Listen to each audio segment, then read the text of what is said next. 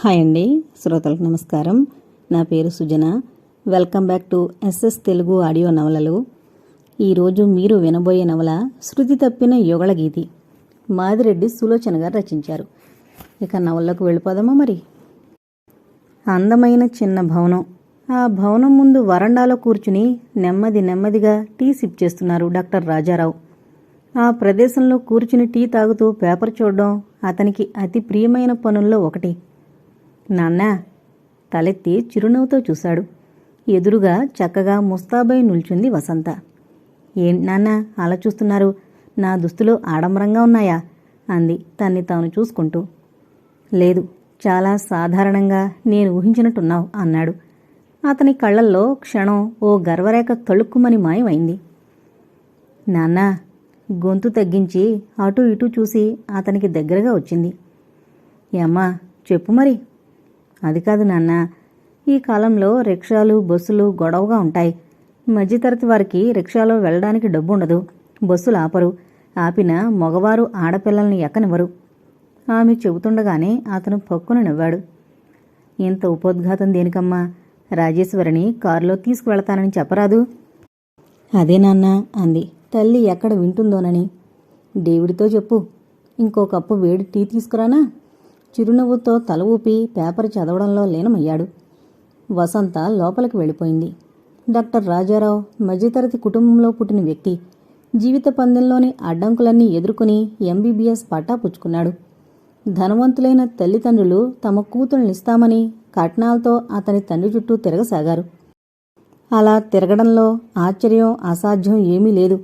6 అడుగుల విగ్రహం, పచ్చని మేనిఛాయతో, ఒత్తైన జుట్టుతో ప్రతి యువతి ఒక్కసారి తిరిగి చూసి అతను తనవాడైతే అనే భావం కలిగేలా ఉండేవాడు. ఆ కాలంలో తల్లిదండ్రుల ఎన్నికకే ప్రాముఖ్యం ఉండేది. అలాగే తండ్రి ఇష్టప్రకారం లీలావతిని వివాహం చేసుకున్నాడు. కానీ పాలు నీరులా వాళ్ళెప్పుడూ కలిసిపోలేదు. నీటిపై నూనెలా సాగింది కాపురం.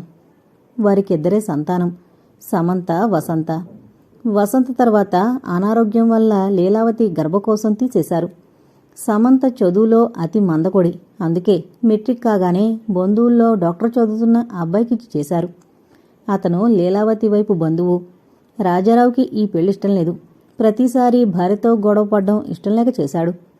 ఇప్పుడు అల్లుడి చదువు భారం అతని పైన పడింది. అతను తండ్రి పేర నర్సింగ్ హోం స్థాపించి నడిపిస్తున్నాడు. రోగపీడితులకు దేవుడని నలుగురిలో మంచి పేరుంది. బ్యాంక్ బ్యాలెన్స్ మాత్రం 1000-2000 ఉంటాయి.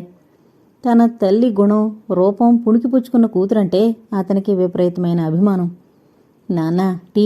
వసంత్ వచ్చింది ట్రేతో. అతను టీ అందుకుని కూతురు వంక చూశాడు. చాలా కంగారుగా ఉన్నావేమిటి వసు? మొదటి రోజు కదా, కాలేజీకి వెళ్లడం గుండె దడగా ఉంది నాన్న. ఇప్పటి వరకు డాక్టర్ గారు అమ్మాయి అంటూ బడిలో ప్రత్యేకంగా అభిమానంగా చూసేవారు. అరగంట అలాగే ఉంటుంది, ఆ తర్వాత మామూలే. సీనియర్స్ ఏడిపిస్తారట నాన్న. అలాంటివన్నీ స్పోర్టివ్గా తీసుకోవాలమ్మా. నర్స్ మేరీ కుట్టి పరుగులు పెడుతూ వచ్చింది. ఆమె కేరళ నుండి ఉద్యోగాన్వేషణలో హైదరాబాద్ వచ్చింది. రాజారావు ఉద్యోగం ఇచ్చాడు. ఆమెకు ఉద్యోగం ఇచ్చినందుకు ఏనాడూ విచారించలేదు. సార్, 3వ నెంబర్ గదిలో ఉన్న పేషెంట్కు బ్లడ్ ప్రెషర్ చాలా ఎక్కువగా ఉంది. వస్తున్నాను పద. అతను బట్టలు వేసుకోవడానికి లోపలికి వెళ్ళాడు. మేరీ వచ్చినంత వేగంగా వెళ్ళిపోయింది. డాక్టర్ బయటకొచ్చి ప్రేమగా కూతురు భుజం తట్టాడు. డేవిడ్ వదిలేస్తాడు, నేను రావాలా? లేదు నాన్న, నేను వెళ్ళి రాగలను. వసు, నాన్నగారిని పలహారం చేయమను, నువ్వు కూడా రా. లీలావతి కేకేసింది. నాన్నగారు నర్సింగ్ హోంకు వెళ్ళిపోయారమ్మా. ఈ సంపాదనకు తిండి తినే సమయం కూడా ఉండదు. నా ఊరు నా వాళ్ళంటూ ఈ ఊళ్ళో ప్రాక్టీస్ పెట్టారు. అదే హైదరాబాద్లో అయితే. మనం హైదరాబాద్కు 6 మైళ్ళ దూరంలో ఉన్నామమ్మా, నవ్వింది వసంత. ఆయనకు తోడు నువ్వొకత్తవు, ఇదంతా నా కర్మ.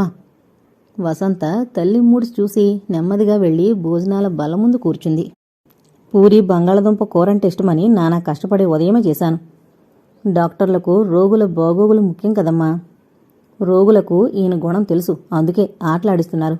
తన ప్రాణాల కంటే వారి ప్రాణం ఎక్కువ. 20 ఏళ్ల నుండి జరుగుతున్న కథేగా, ఈ రోజు అనుకుంటే ఏం వస్తుంది? అమ్మా, కాఫీ కావాలమ్మా. తల్లిని ఆ ధోరణి నుండి మార్చాలని అడిగింది. ఆవిడ కాఫీ తెచ్చింది. మధ్యాహ్నం క్యారియర్ పంపొద్దు? ఎందుకమ్మా? క్లాసులుంటాయో లేదో తెలీదు. రేపటి నుండి భోజనం చేసి పలహారం తీసుకువెళతాను. అంత కర్మెందుకమ్మా, చింతాలకేం పని, క్యారియర్ తెస్తాడు. నీ ఇష్టం. ఒక నోటుబుక్ పరసు పట్టుకుని బయలుదేరింది. వసు, ఏంటమ్మా? చి, ఆ ముష్టి చీర తప్ప చీరలేవా? ఈ చీర ముష్టిదా? ఎవరిచ్చారు? నోర్మి, అచ్చం పనవలా ఉన్నావు. నాన్నగారేమో చాలా బావుందన్నారు. ఆయనకు టేస్టు తెలిస్తే కదా. ఎవరికి లీలా? స్టెతస్కోపు బల్లపై పెట్టి బేసిన్ దగ్గర చేతులు కడుక్కుంటూ అడిగాడు రాజారావు. మీకే అంది కసిగా. నిజమే, నాకు టేస్టు తెలిస్తే అనండి, నేనెందుకు చేసుకుంటాను అని ఉక్రోషంగా అంది లీలావతి. ఇప్పుడా మాటలనుకున్నా లాభం లేదు. ఏం పలహారం? అలసిపోయినట్టు డైనింగ్ టేబుల్ ముందు కూర్చున్నాడు. పలహారం చేయాలని గుర్తున్నందుకు ధన్యులం. లీలావతి వంటింటి వైపు వెళ్లగానే వసంత మెల్లగా జారుకుంది. రాజేశ్వరి పెట్టంతా తిరగదోడుతోంది. విసుగ్గా చీరలన్నీ కుప్పగా పడేసింది. అక్కడే కూతుర్ని ముస్తాబు చేస్తున్న గాయత్రి పక్కున నవ్వింది. వదినా, మరోసారి చెబుతున్నా, నువ్వలా నవ్వితే ఊరుకోను అంది కోపంగా. బావుందమ్మా, నవ్వుకోవడం తప్పేనా అంది కూతురికి బొట్టు పెట్టి. చి, పాడు చీరలు ఒకటి బావుండలేదు. వదిన మాటలు విన్నట్టే విసుక్కుంది. గాయత్రి కూతుర్ని బయట వరకు తెచ్చి వదిలింది. బ్యాగు భుజానికి తగిలించుకుని వెళ్ళిపోయింది. వసంత కారు చాగింది. రామ్మా, నీకు తెమిలింది. మీ రాజీకి ఇంకా నచ్చిన చీర దొరకనేలేదు. రాజీకి పెళ్లి చూపులా వదినా? ఆ సంగతేదో నువ్వే అడుగమ్మా. బాణంలా దూసుకొచ్చింది రాజేశ్వరి. వదినను కొరకొరా చూసింది. వసంత నా స్నేహితురాలు, ఆమెతో నిన్నెవరు మాట్లాడమన్నారు? అంత కోపం ఎందుకు రాజీ? మరి నువ్వు కూడా వదినతో చేరి పెళ్లి చూపులాని వికరిస్తావా? సారీ, పరిహాసంలే, తొందరగా తెములు. బడికి ఎలాగో వెళ్ళాం, కాలేజీకి ఈ బట్టలతోనే వెళ్లాలా? కాలేజీలో సీట్ రాగానే చీరలిప్పిస్తానని అన్నయ్య ఇప్పుడు ముడిచే చూపాడు. ఇప్పుడు ఎలాగూ వెళ్ళి కొనలేముగా, ఏదో ఒకటి కట్టి తయారవు. ఏం కట్టుకోనే? ఇక్కడున్న చీరల్లో ఒకటి నచ్చలేదా? ఆశ్చర్యంగా చూసింది. ఫారెన్ నైలాక్స్లు, షిఫాన్లు కాకపోయినా వాయిల్స్, చేనేత చీరలు 10కి పైనే ఉన్నాయి. తెల్ల చీరలపై నీలం చుక్కలున్న వాయిల్ చీర తీసిచ్చింది వసంత. అదందుకుని అయిష్టంగా వెళ్ళిపోయింది రాజీ. వసంత నవ్వుకుంది. పక్కనే ఉన్న వసారాలో పంతులుగారు తెలుగు పేపర్ చదువుతున్నారు. అతని ఇల్లాలు వర్ధనమ్మ మిరపకాయలు ముచ్చుకలు తీస్తోంది. నమస్తే పెద్దమ్మ. నువ్వా తల్లి? రా. గాయత్రి, ఆ స్టూల్ పట్రావే. ఎందుకు పెద్దమ్మా, నేనేం కొత్తదాన్నా? చూడు, నేను చెప్పడం లేదు, వసంత తరహాయే వేరు, గర్వం ఎంతైనా లేదు. పంతులుగారు కళ్ళజోడు సవరించుకుని గర్వంగా చూశాడు. గర్వం ఉంటే మీ శిష్యురాల్ని ఎలా అవుతానండి? చూడవే, ఆ అమ్మాయి చమత్కారం. భార్యాభర్తలు వసంతను పొగుడుతూ సంబరపడ్డారు. గాయత్రి చిన్న కప్పుతో కాఫీ తెచ్చింది. ఇప్పుడే పలహారం, కాఫీ దిట్టంగా పట్టించే వచ్చాను వదినా. నేను కొత్తదాన్నా? ఏదో మా తృప్తి కోసం చిరునవ్వు విసిరింది గాయత్రి. వసంత కాఫీ తీసుకుని మెల్లమెల్లగా సిప్ చేసాగింది. చూడమ్మా, చక్కగా వాయిల్ చీరలో నువ్వు రాలేదు. దాన్ని ముండిపట్టు చిన్నదానికి గారం చేసినందుకు బాగానే ఏడిపిస్తోంది. వాడు మాత్రం ఏం చేస్తాడు? ఫీజు కట్టాలా? పిల్లలతో 7 భోజనాలకు. అందరూ వదిలిపోయినా అమ్మా నాన్న అనే గౌరవం వాడికి ఉంది కాబట్టి ఈ మాత్రం జరుగుతోంది.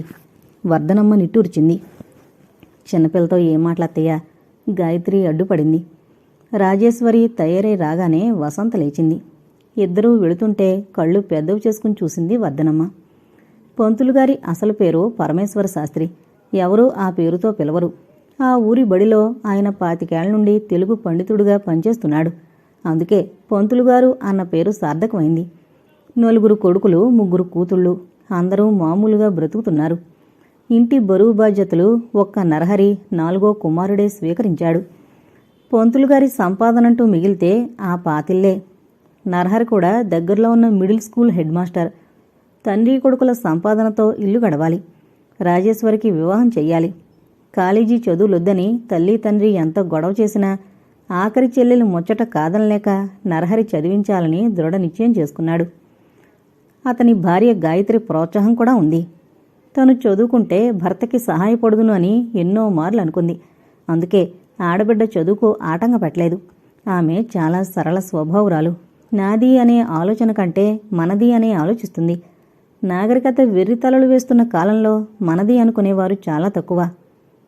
అత్తయ్య, భోంచేద్దాం లేవండి, గాయత్రి పిలిచింది.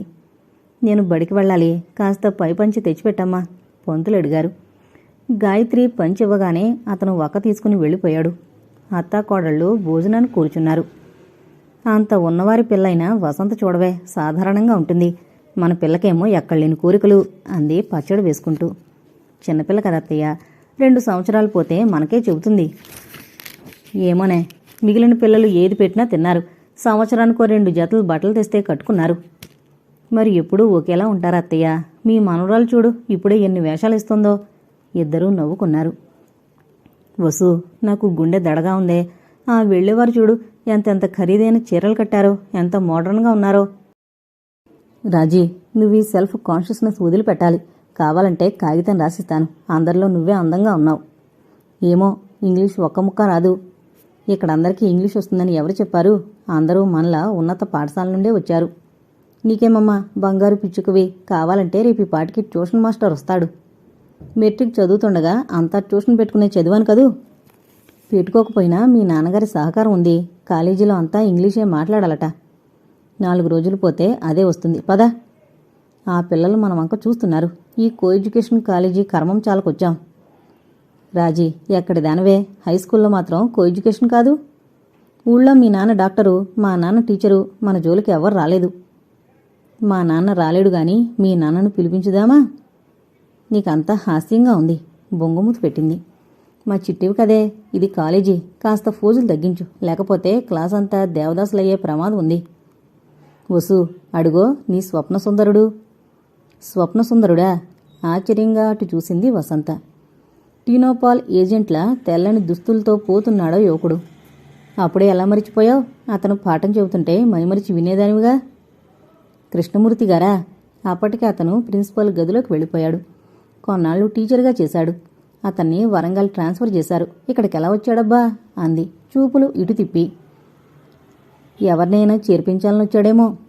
ఏమో. ఇద్దరూ నెమ్మదిగా క్లాసుకు వెళ్లారు. అప్పటికే చాలామంది విద్యార్థులున్నారు. వీరు వెళ్ళి ఓ పక్కన కూర్చున్నారు. అందరి కళ్ళు రాజేశ్వర్ని నిశితంగా చూశాయి.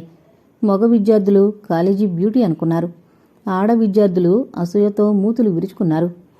Ladies and gentlemen. ఇద్దరూ ఉలిక్కిపడి తలెత్తారు. ఓ యువకుడు డయాస్పై నిల్చున్నాడు. నేను మీ ఇంగ్లీష్ అధ్యాపకుణ్ణి. ఈ ఉదయం ప్లేన్లో అమెరికా నుండి వచ్చాను. ఇంగ్లీష్ మాట్లాడితే మీకు అర్థం కాకపోవచ్చు.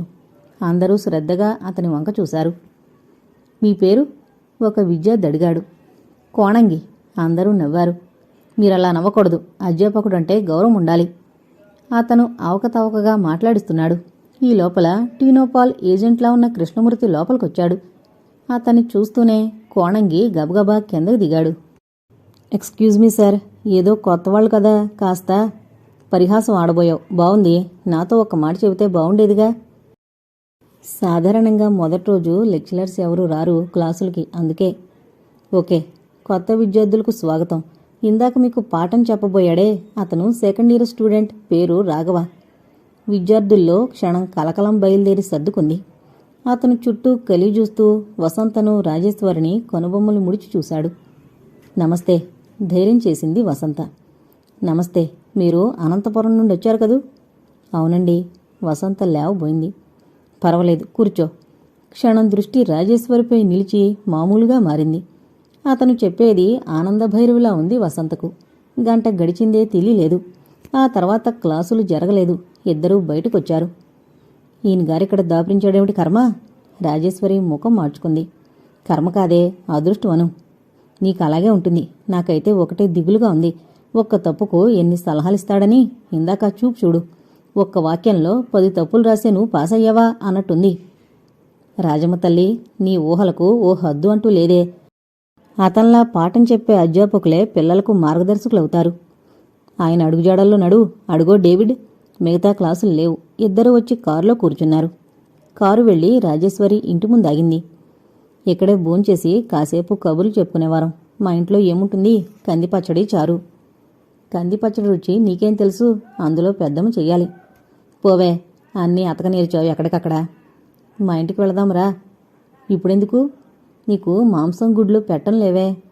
నువ్వేం పెట్టినా కళ్ళు మూసుకొని తింటానే. ఎంతో ఒబీడియంట్ స్నేహితురాలవే.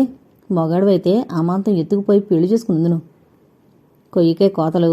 మీ నాన్న హోదాకే నువ్వు 1,00,000 రూపాయల కట్నం అడుగుందు. నీ బుద్ధి పూనిచ్చుకున్నావు కాదు.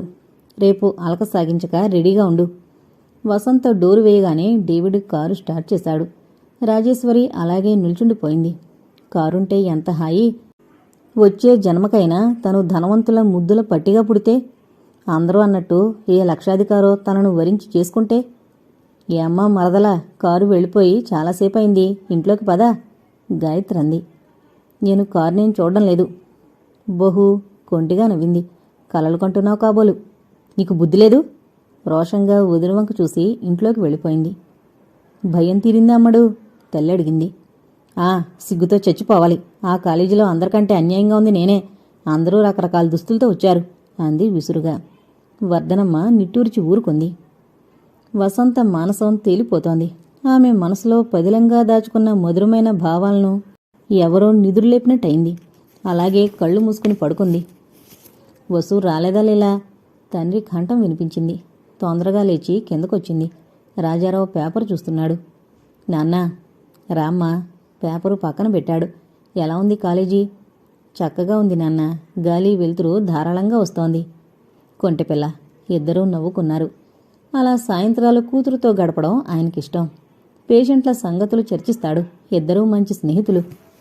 నాన్నా, కృష్ణమూర్తి మాస్టారు తెలుసా? అంది కుతూహలంగా. అదే, మాకు లాస్ట్ ఇయర్ మొదట ఇంగ్లీష్ చెప్పేవారు. ఆయన తెలియకపోవడమేమిటి? నిన్న సాయంత్రం కూడా వచ్చారు. నిజం? మీకెలా తెలుసు? అంది ఆదురుదాగా. అతని భార్య నా పేషెంటు. అతని ఊళ్ళోనే ఉంటాడు. వసంత ముఖం చిన్నబోయింది. కృష్ణమూర్తికి పెళ్ళయిందా? అతని భార్య ఎలా ఉంటుంది? వసు, నువ్వెళ్ళి మన నర్సింగ్ హోంలో పేషెంటు చేరింది చూడు. విచిత్రమైన మనిషి. అనుక్షణం భర్త తన కళ్ళెదుటుండాలని లేనిపోని ఆవేశం తెచ్చుకుంటుంది. ఇద్దరూ లేచారు. వసు, కమలతొస్తానంది, ఎక్కడికి వెళ్లకు. లోపల నుండి లీలావతి కేక వినిపించింది. క్లినిక్ వరకు వెళ్ళొస్తానమ్మా. తా చెడ్డ కోతి సామెత. ఏమండి, వసంతెందుకు? నేనే రమ్మన్నాను లీలా. అదే ఎందుకు? కఠినంగా ఉంది కంఠం. మరేం మాట్లాడక అతను వెళ్ళిపోయాడు. వసంత లోపలికొచ్చింది. ఇప్పుడెందుకొస్తుంది? వాళ్ల చిట్టి కూడా కాలేజీలో చేరిందట. షాపింగ్కి వెళదామంది. అదిగో రానే వచ్చింది. లీలావతి కూతురును వదిలి ఆగంతుకురాల్ని ఆహ్వానించడానికి ముందుకొచ్చింది. ఆమె ధరించిన దుస్తులు, నగలు వారి సంపన్నతను చాడి చెబుతున్నాయి. ఆమె వెనకాలే కాంజీవరం పరిజ్ఞితో వచ్చిందో అమ్మాయి. హల్లో చిట్టి, ఎలా ఉంది కాలేజీ వాతావరణం? బావుంది అంది అతిశయంగా. అత్తయ్య, చిట్టికి పెళ్లి కుదిరిందేమిటి? అంది ఉడికిస్తూ. ఎందుకే ఇంత అర్జెంటుగా షాపింగ్ అంటేను? చూడమ్మా నీ కూతురి జానతనం. దాని మాటలు పట్టించుకో కమలా. మీరు పలహారం చేసే లోపల బట్టలు మార్చుకుని వస్తాను. వసంత, ఈ పూటకి ప్రశ్నలు కట్టిపెట్టి త్వరగా తెమలవే తల్లి. వసంత పైకి వెళ్లి తయారీ వచ్చింది. బల్ల మీద సగం సగం వదిలిన పలహారాలు, కాఫీ ఉన్నాయి. దేశంలో కొందరు తిండిలేక ఎండిపోతుంటే కొందరు నాజుగులకు పోయి ఆహారం వృధా చేస్తారు అనుకుని మిగిలిన పదార్థాల వంక జాలిగా చూసింది. తల్లి రావడంతో బయలుదేరారు. కారు వెళ్లి పేరు మోసిన బట్టల కొట్టు ముందు ఆగింది. అప్పటికే సమంత్ వచ్చింది. నీకు మేం వస్తున్నామని తెలుసా అక్కయ్యా? అమ్మ ఫోన్ చేసింది. మీ బావగారు అడిగారు వసంత పెళ్ళా అని. నవ్వింది సమంత. కాలేజీకి వెళ్ళావా? నువ్వు చేరరాదే. మీ బావ అదే మాట అంటారు గాని నాకిష్టం లేదు. మీకు కబుర్లకు ఇప్పుడే తీరిందా? రండి. లీలావతి కేకతో ఇద్దరూ లోపలికి వెళ్లారు. అప్పటికే కొట్టువాడు రకరకాల బట్టలు వారి ముందు పేర్చాడు. అదంటూ ఇదంటూ చీరలు తిరగడమే తప్ప ఎన్నిక తెమలనీరు లీలావతి, కమలమ్మ. అల్మరాలో ఉన్న స్టాక్ అంతా కిందకి దిగింది. పైకి వెళుతోంది. గుమస్తాల ముఖం జేవురించిన కారులో వచ్చిన కస్టమర్స్ని అసంతృప్తి పడనీయడం వారి అభిమతం కాదు. ఓపిగ్గా ఇంకా చూపుతూనే ఉన్నారు. అమ్మా, మనం ఈ కొట్లోకొచ్చి అప్పుడే గంట దాటింది వసంత్ అంది. మరి నిమిషంలో తెములుతుందా? అందుకే నేను కొన్న చీరలకు వంకలు పెడతారా ఎవరైనా? గర్వంగా అంది కమల. నేనంటున్నానత్తయ్య, ఈ చీర కట్టెన గుడ్లా ఉంది సమంత్ అంది. ఆమె ముఖం మార్చుకుంది. ఒక్క చీర నచ్చలేదు నిట్టూర్చింది లీలావతి. నచ్చకపోతే వెళ్ళిపోదాం. మనకేం చీరలేవా? రోజుకొకటి చెప్పును కట్టినా 2 నెలలకు సరిపడే చీరలున్నాయి. అవునమ్మా కమల, కోడల సంగతి?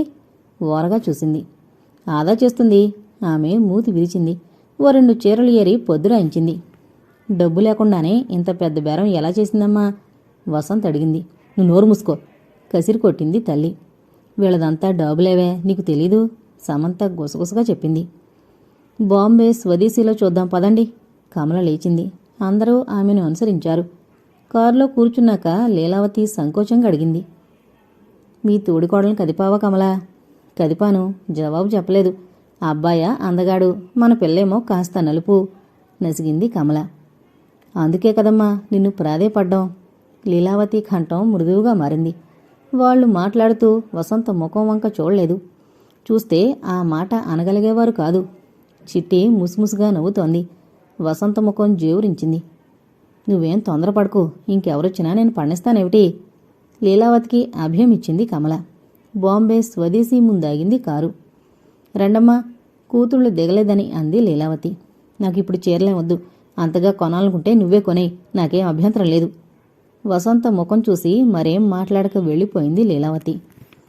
కోపమొచ్చింది వసంత. వీళ్ల కుటుంబం అంటే మీ బావగారికి మంట. హోదాకు డాబు దర్పాలకి ప్రాణం పెడతారు మనుషులు. చెల్లెల్ని ఊరడించింది సమంత. నాకు తగిన నలుపు రంగువాడే చేసుకుంటాడు, అమ్మకంత పిచ్చేమిటో.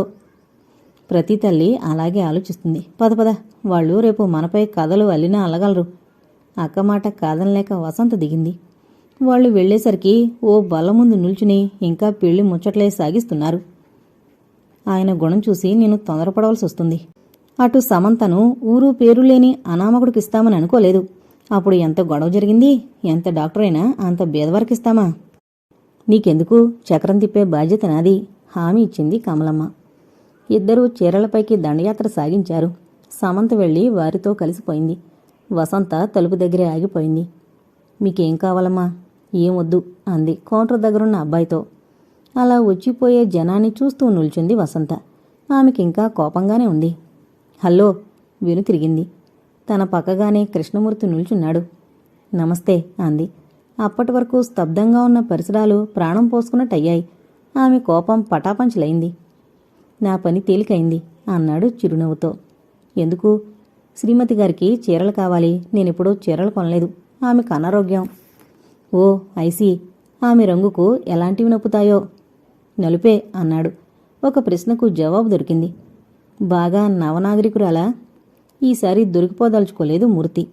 ఆమె వంక చూసి చిన్నగా నవ్వాడు. నేను తీసుకువెళ్లిన వాటికి వంకలు పెట్టే అతిశయం మాత్రం లేదు. అయితే నాకే భయం. అతనలా మాట్లాడుతుంటే ఎంతసేపైనా వినాలనుంది. పక్కనే పడున్న హాఫ్ ఆయిల్ చీరలు 2 ఎన్నిక చేసింది. ఇది చాలా అన్యాయం సార్. ఏంటి? తడబాటుగా అడిగాడు. మీ వివాహానికి పిలవలేదు? అదా? అతను నవ్వేశాడు. నేను భయపడిపోయాను. నా వల్ల ఏం పొరపాటు జరిగిందా అని. అసలు విషయం దాటేస్తున్నారు. అనుకున్న ప్రణాళిక ప్రకారం జరిగితే అందర్నీ ఆహ్వానించొచ్చు. అకస్మాత్తుగా జరిగింది. అమ్మ తొందర? అదేం లేదు. ఇబ్బందిగా కదిలాడు. అతన్ని బలవంతం చేయడం బాగోదని మాట మార్చింది. ఆమెకు నచ్చకపోతే? తప్పక నచ్చుతుంది. అంత నమ్మకం ఏమిటో. మీరు కట్టుకున్న చీరను చూసి ఈసారి సిగ్గుపడ్డం వసంత వంతైంది. అతను తన చీరను గమనించాడనుకుంటే అదోలా ఉంది. అతను వివాహితుడని తెలిసి కూడా మనసును అదుపులో పెట్టుకోలేని తన బలహీనతను నిందించుకుంది. ఏంటి ఆలోచిస్తున్నారు? ఏం లేదు. మా నాన్నగారి టేస్టు మీది ఒకటే. ఆయన ఈ చీరని ఎంతో మెచ్చుకుంటారు. అది వేరే సంగతి. శిష్యులను కూడా గౌరవించాలా సార్? మారుతున్న కాలంతో పాటు మనం మారాలి. శిష్యులను గౌరవించే కాలం ఇది. పోనీ మీరు మన్నించి పిలవడం నాకిష్టం లేదు. వసంత అంటే సంతోషిస్తాను. అలాగే. ప్యాకెట్ అందుకున్నాడు. ఆడవారితో షాపింగ్ అంటూ వాపోయే మగవారి భావాలను తారుమారు చేశారే. వారు అబద్ధం ఎందుకు చెబుతారు? అదిగో చూడండి, మా వాళ్ళు గంటకు పైన అయిందొచ్చి. చూపుడు వేలితో తల్లిని చూపింది. మిమ్మల్ని చేసుకునేవారు అదృష్టవంతులు. మీరు అతిశక్తులు పలుకుతారే. నవ్వింది. ఒక విషయం అడిగేదా? అన్నాడు. ఇంకోసారి అని తప్పించుకుంది. మరైతే వెళ్ళిరానా? బయట తొంపర పడుతోంది. మా డ్రైవరున్నాడు, వదిలొస్తాడు. అలాంటి అవసరం వస్తే మీ కారే తీసుకుంటాను. ప్రస్తుతం వదిలివేయండి అన్నాడు ఇబ్బందిగా ముఖం పెట్టి. మిమ్మల్ని పట్టుకున్నదెవరు? కొంటిగా అడిగింది. మీ మంచితనం. మరోలా అనుకోకండి, నాకు వేరే పనులున్నాయి. మీ ఇష్టం అంది. అతను వెళుతుంటే ఆ వైపే చూస్తూ ఉండిపోయింది. ఈ పురుషమూర్తికి ఇల్లాలైన స్త్రీ ఎంత అందగత్తో చూడాలి అనుకుంది. అభిమాన ధనుడు అతి దురాభిమానంగా ప్రదర్శన కావడం ఇష్టం ఉండదు. ఎంత మృదువుగా తిరస్కరించాడు. అతను వివాహితుడన్న సత్యాన్ని అంగీకరించడానికి ఆమె హృదయం ఇచ్చగించడమే లేదు. ఇది వరస కమల. దీనివన్నీ వితండవాదాలు, వింత లక్షణాలు. లీలావతి మాటలతో అటు తిరిగింది. నేనేం వాదించానమ్మా? మరి ఈ చీరలు నచ్చాయో లేదో చూడు. నీకు నచ్చితే చాలు. ఇది వరస. కాలేజీలు తీశారు కదా, కొత్త కొత్త రకాలు తీసుకుందాం అన్న ధ్యాసే లేదు. ఈ పిల్లకు నేనే ఎన్నిక చెయ్యాలి. తల్లి మాటలు వింటుంటే రాజేశ్వరి కళ్ల ముందు కదలాడింది. పాపం, దానికి ఇలాంటి ఆడంబరాలంటే ఎంతో ఇష్టం అనుకుంది. విధి చిత్రమైంది. ఇష్టపడి కోరుకున్న దాన్ని దూరంగా తరుముతుంది. ఓ పరధ్యాస పిల్ల, వెళదాం పదా. బట్టల ప్యాకెట్తో బయటకొచ్చింది. బిల్లు ఇవ్వలేదేమిటి? అవన్నీ నీకెందుకు, తర్వాత నేను పంపుతానుగా. లీలావతి ఆ విషయం తుంచివేయబోయింది. పొద్దులు రాయించి కొనాల్సిన అవసరం ఏమొచ్చింది? నోర్మొయ్! తల్లి కంఠం తీవ్రంగా ఉంది. కొద్ది దూరంలో నిలబడి తమ సంభాషణ వింటున్న కమలమ్మను చూడగానే తన పొరపాటు గ్రహించింది వసంత. ఇద్దరూ వెళ్లి కారులో కూర్చున్నారు. అప్పటికే సమంత కూర్చుందక్కడ. కారు వెళ్లి కమలమ్మ వాళ్ళింటి ముందు ఆగింది. ఆ పక్కనే ఆమె తోటికోడలి ఇల్లు కూడా ఉంది. దిగొదినా, మా తోడికోడలు కాశ్మీర్ నుండి తివాచి తెప్పించింది, చూద్దూరా. మరోసారి వస్తామత్తా, నాన్నగారు మా కోసం చూస్తుంటారు అంది వసంత. మీ నాన్నకు రోగులను విడిచి మనల్ని చూసే టైం ఉందా? లీలావతి ఏసుడింపుగా అంది. నువ్వు వెళ్ళి తివాచి చూడమ్మా, వసు నన్ను వదిలేస్తుంది అంది సమంత. లీలావతి మరేం మాట్లాడక వెళ్ళిపోయింది. కారు సమంత ఇంటివైపు వెళ్ళింది. లీలావతికో బలహీనతుంది. అందానికి నిర్వచనం పసిమిచాయ అనుకుంటుంది. ధనవంతులే గుణవంతులన్న నమ్మకం అణువణువునా ఉంది. బీదవారి పట్ల ఆమెకు సదాభిప్రాయం లేదు. ఆమె అంతస్తుకు తగనివారు ఆ ఇంట్లో అడుగుపెట్టడానికి వీల్లేదు. వసంత స్నేహం కోరొచ్చిన వారు ఆమె తల్లి నిరసనని చూసి వెళ్ళిపోయారు. రాజేశ్వరి పసిమిచాయ లీలావతికి నచ్చింది. ఆ అమ్మాయిని అభిమానంగా చూస్తుంది. లీలావతి కమలింట్లో కాఫీ తాగి ఆమె తోడికోడలు దేవకమ్మ ఇంటికి వెళ్ళింది. హాల్లో పేపర్ చదువుతున్న ఆమె కొడుకుని చూడగానే లీలావతి ముఖం ప్రసన్నమైంది. వసంతుడో జయంతుడో అన్నట్టున్న శ్రీకాంత్ తన అల్లుడైతే క్షణం ఆమె హృదయం గర్వంతో ఉప్పొంగిపోయింది. నిండు ముస్తాబుతో దేవకమ్మ ఎదురొచ్చింది. బావున్నారా? బావున్నా వదినా, మీరే చిక్కిపోయారేమిటి? అది మర్యాద మాత్రమే. దేవకమ్మ ఆరోగ్యంగా ఉంది. రండి కూర్చోండి. ఆమె కొడుకు పక్కనే కూర్చుంది. అతను అందర్నీ ఓసారి చూసి తల పంకించి వెళ్ళిపోయాడు. లీలావతి ఆ ఇంట్లోని వస్తువులను ముగ్ధురాలే చూసింది. ఈ తివాచి ఎలా ఉంది? 1500 నిజంగా చాలా బావుంది. ఎరుపు చందనపు రంగు కలయికతో లతలు పువ్వులు. నీ ఎన్నికకు వంక పెట్టడమా అంది. నా ఎన్నిక కాదు, మా శ్రీకాంత్ది. అన్నట్లు ఏం తీసుకుంటారు? కాఫీయా టీయా? ఇప్పుడే కమల్ దగ్గర తీసుకొచ్చానదినా. మా ఇంటికొస్తూ అక్కడ తీసుకురావడమా? బావుంది. దేవకమ్మ అప్రసన్నంగా చూసింది. వియ్యపురాలైతే మీ ఇంట్లోనే తీసుకుంటుందిగా, మనం పొమ్మన్నా పోదు. కమల చమత్కరించింది. మన ఇష్టాందేముంది, అంతా వాడిదయ్యా అంది ఆమె ఎదురుగా ఉన్న శంకరుడి పటానికి నమస్కరిస్తూ. ఆమె ముఖంలోని ప్రసన్నత చూశాక లీలావతికి కొండంత ధైర్యం వచ్చింది. అపర లక్ష్మీదేవి, నీ దయ ఉండాలి వదినా అని లేచింది. అప్పటికే సమంతను వదిలిన కారొచ్చింది. అందరూ బయటకొచ్చారు. ఏ అమ్మా కోళ్ళ, కారు దిగితే నీ కాళ్ళు అరిగిపోతాయా? చనువుగా వసంతను పలకరించింది దేవకమ్మ. వసంత చిరునవ్వుతో నమస్కరించింది. ఒక ఛాయ్ తక్కువైతేనేం, చక్కని పిల్ల అనుకుంది. దయించండి వదిన, మా వారి సంగతి తెలియంది కాదు. లీలావతి నమ్రతగా పలికి కారెక్కింది. కారు కదిలాక వసంతకు ఊపిరి ఆడినట్టయింది. అమ్మా, ఒక మాట అడగనా? మనము ఇవ్వగలిగుండి కూడా పొద్దులు రాసి వస్తువులు తెస్తావెందుకమ్మా? అది డబ్బు కోసమా? నీకు అవసరం లేని విషయాల్లో తలదోర్చుకో, నాకు ఒళ్ళు మండిపోతుంది. తీవ్రంగా అన్న తల్లి మాటలను ఖండించే ధైర్యం లేక బయటకు చూస్తూ కూర్చుంది. ఇంటి ముందు కారాగ్గానే వారి కంటపడింది రాజారావు. తెల్లని ధోవతి కట్టుకుని వరండాలో కూర్చున్నాడు. ఇద్దరూ కారు దిగి వరండాలోకొచ్చారు. అంతవరకు వసంత మనసును ఆవరించిన చికాకునంతా తండ్రి చిరునవ్వు చూడగానే మటుమాయమైంది. ఎక్కడో పిడుగు పడుతుంది అంది లీలావతి. జంట పిడుగులు పడాలి. నీ షాపింగు, నా క్లినిక్ పని త్వరగా తిమిలాయి. మీ పనుల కోసం నిక్షేపంగా ఉన్న లోకంపై పిడుగులు కురిపించకండి నాన్న, వేడుకోలుగా అన్నట్లు నటించింది. చాలా గట్టిదనవవుతున్నావు. అతను ప్రేమగా కూతురి భుజంపై ఓ దెబ్బ వేశాడు. మీ అమ్మాయి గడుస్తానం మీరే మెచ్చుకోవాలి. ఇకపై ఈవిడితో షాపింగ్కి వెళితే ఒట్టు. లీలావతి రుసరుసలాడింది. ఎందుకు? ఈ అమ్మ వసు. వసంత జరిగిన సంగతులు చెప్పింది. అందరూ భోజనం ముగించారు. అతను గదిలోకి వెళ్లి మేను వాల్చాడు. ఒక్కపొడు తీసుకొచ్చింది లీలావతి. లీలా, ఆ అమ్మాయిని ఆక్షేపిస్తావు గాని ఆమె చెప్పిన దాంట్లోని మంచిని గ్రహించవెందుకు? నిజంగా పొద్దులు రాయించి బట్టలు కొనడం అంత అవసరమా? ఆమె మాట్లాడలేదు. మన పిల్లలు ఆడంబరాల కోసం అడ్డదారులు తొక్కడం లేదు, అందుకు సంతోషించాలి. పిల్లలు పెద్దవారయ్యాక వారి అభిప్రాయాలకు విలువ వాళ్ళేలా?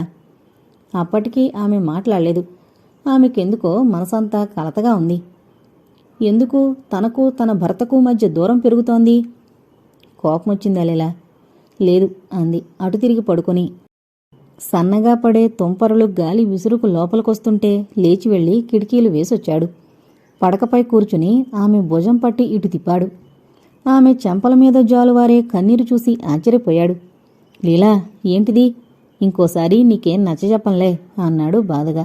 కాదు, అందుకు కాదు. ఎందుకో చెప్పలేకపోయింది. అతను రెట్టించి అడగనూ లేదు.